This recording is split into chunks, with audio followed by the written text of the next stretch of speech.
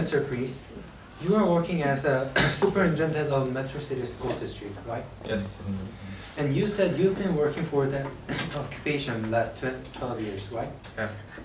You also mentioned that you've been assistant superintendent, curriculum specialist, principal of senior high school, and English teacher in Metro City School District, right? Yeah. Then you surely have abundant knowledge about your school district, right? Yeah. Okay, to move on, you stated that you implemented a new program in order to develop the reading ability of students 3 years ago, right? Yeah. And that program requires students first school hour for daily reading, right? Yes. The program requires junior and senior high school students to do independent reading since they have basic reading skills, correct? Yes. And since the program is provided for only 3 years, Mr. Moss can only be required of independent reading by the program, even though he don't have enough reading skills, right? The basic premises of the reading program developed 3 years ago is that the students learn the basic reading skills that they are recommended to learn in elementary school. So it's basically Chris' fault that he wasn't able to follow up the elementary school reading. However, it is obvious that Mr. Moss failed in his achievement of basic reading skills, Yeah. right? And isn't it the program ignoring the possibility of students failing in their basic ability of obtaining the reading skill until junior and senior high school?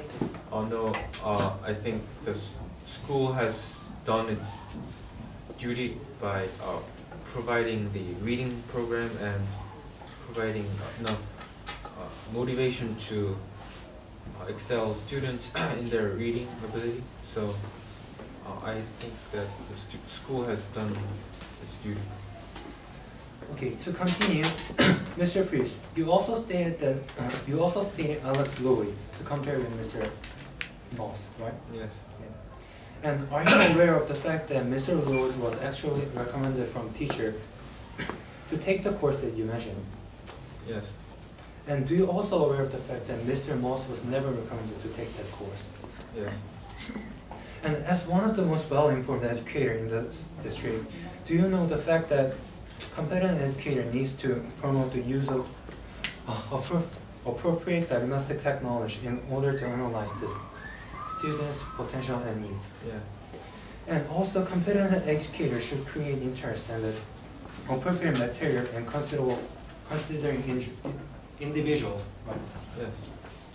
Then, considering your answers you made, the teachers of Mr. Moss and the program of the school district ignore the new college education code section 2098 and 2099, right?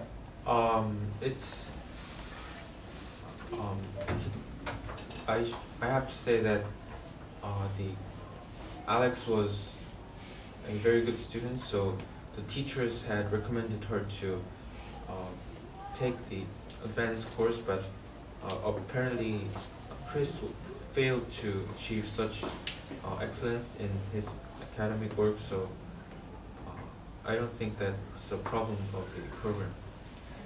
Okay, and to move on, you said that math class will teach students to how to add, subtract, multiply, and divide, right?